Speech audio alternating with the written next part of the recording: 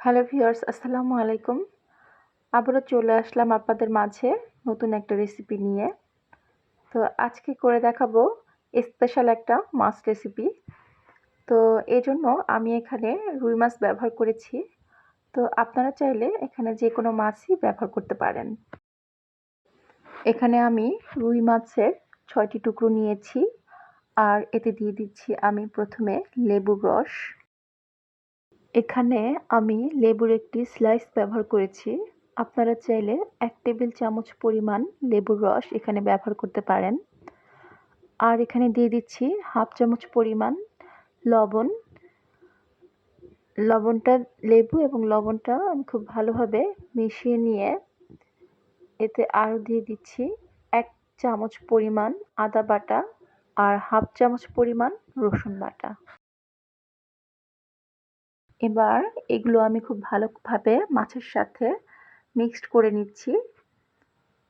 খুব ভালোভাবে মাছের সাথে মিক্সড করে নিতে হবে যাতে মাছের এপাশ ওপাশ দুপাশেই এগুলো ভালোভাবে লেগে যায়। মাখানো শেষে এটা আমি ২০ মিনিটের জন্য রেস্টে রেখে দিচ্ছি। তবে আপনাদের হাতে যদি একেবারে সময় কম থাকে তাহলে ১০ মিনিট রাখলেও চলবে। ২০ মিনিট পর ফিরে আসলাম। তো এখন একটি বাটি নিয়ে নিচ্ছি আর এতে দিয়ে দিচ্ছি আমি ১ চামচ পরিমাণ হলুদ গুঁড়ো আর দিয়ে দিচ্ছি আমি মাছের মশলা, এটাও আমি দিয়ে দিচ্ছি ১ চামচ পরিমাণ। আর দিয়ে দিচ্ছি কিছুটা ধনেপাতা কুচি। তবে আপনারা চাইলে এখানে ধনেপাতার পেস্টও ব্যবহার করতে পারেন। দিয়ে দিচ্ছি এখানে ঘি। তো ঘিটা আমি ১ চামচ ফ্রোজেন ঘি দিয়েছি। তো তরল ঘি হলে একটু বেশি লাগবে। ১.৫ চামচ বা ২ চামচ দিলে চলবে। এবার আমি মাছগুলো এখানে দিয়ে দিচ্ছি। এবার এই উপকরণগুলো মাছের সাথে খুব ভালো করে মিক্সড করে নিচ্ছি। আগের মতোই উল্টে পাল্টে মাছের দুই পাশেই মশলাগুলো খুব ভালো করে মাখিয়ে দিতে হবে। ম্যারিনেট করার শেষে আমি এখানে দিয়ে দিচ্ছি ২ টেবিল চামচ পরিমাণ ময়দা আর দিয়ে দিচ্ছি একটা ডিম। তো এটা আপনাদের মনে হতে পারে যে ডিম আর ময়দা এই মশলাগুলোর সাথে তো একসাথেই দেওয়া যেত, কিন্তু না, কারণ মশলাগুলো তাহলে মাছের গায়ে খুব ভালোভাবে লাগতো না যদি আমি এটা একসাথে লাগাতাম। তো আমি মশলাগুলো লাগিয়ে তারপর এখন ডিম এবং ময়দায় মাছটা ম্যারিনেট করে নিচ্ছি। ডিম ময়দার উপকরণ মাছে উল্টে পাল্টে খুব ভালোভাবে সব জায়গায় লাগিয়ে নিতে হবে।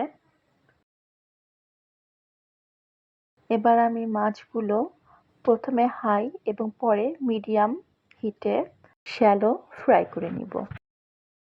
এজন্য আমি প্যানে পরিমাণ মতো তেল দিয়ে দিচ্ছি। তবে আপনারা চাইলে এটাকে ডুবো তেলেও ভেজে নিতে পারেন।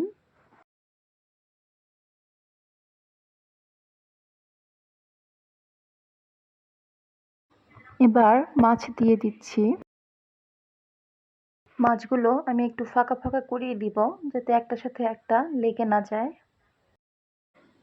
এজন্য মাছটা এভাবে উল্টে পাল্টে ময়দা এবং মশলার উপকরণ লাগিয়ে এভাবে দিয়ে নিতে হবে, তাতে করে ভালোভাবে সব লেগে যাবে। আর মাছে দিয়ে দিচ্ছি কিছুটা লবণ।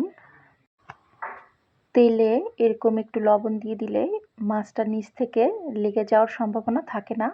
মাছটা সুন্দর মতো ভেজে উঠবে, একটুও লাগবে না। তো মাছটা কিছুক্ষণ ভাজার পর আমি উল্টে দিচ্ছি। নিচটা কিন্তু একদম ক্লিয়ার, একটুও লাগেনি। প্রত্যেকটা মাছ আমি এভাবে একটা একটা করে উল্টে দিচ্ছি। সবগুলোই কিন্তু এভাবে সুন্দর করে ভেজে উঠেছে এবং সুন্দর করে উল্টানোও যাচ্ছে।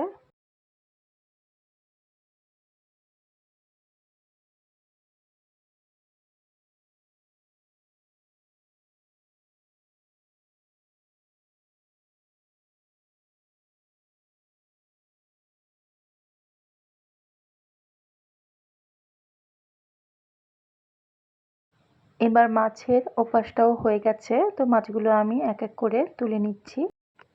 এবার বাকি দুটো মাছও আমি সেম ভাবে ভেজে নিচ্ছি।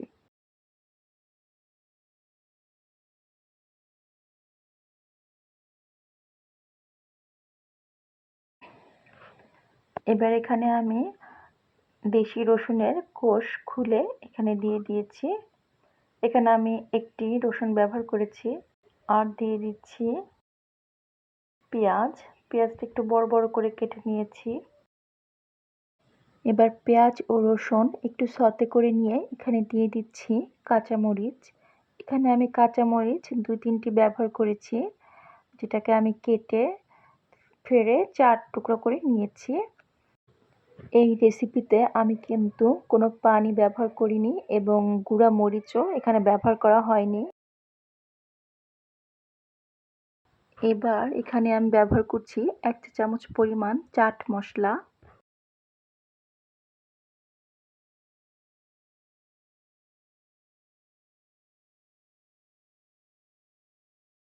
এবার চাট মশলাটাকে একটু মিক্সড করে নিয়ে এখানে আমি আরও দিয়ে দিচ্ছি 1 চা চামচ পরিমাণ কাবাব মশলা। এবার কাবাব মশলাটাকেও একটু ভালো করে নেড়েচেড়ে ভেজে নিয়ে এতে আমি মাছগুলো এক এক করে দিয়ে দিচ্ছি। এবার মাছগুলো এক এক করে সবগুলো দিয়ে উল্টে 3-4 মিনিট ভেজে নিলেই হয়ে যাবে আমার স্পেশাল মাছ রেসিপি। এই মাছগুলো কিন্তু ওপর দিয়ে ক্রিস্পি আর ভেতর দিয়ে জুসি। আর মাছগুলো ডেকোরেশনের জন্য আমি এখানে একটি টমেটো স্লাইস করে কেটে নিয়েছি, তবে এটা অপশনাল, আপনারা চাইলে এভাবে দিয়ে পরিবেশন করতে পারেন। তো রেসিপিটি ভালো লাগলে একটা লাইক করুন, আর এরকম রেসিপি আরও পেতে চাইলে চ্যানেলটি সাবস্ক্রাইব করে দিন। ভালো থাকেন, আল্লাহ হাফেজ।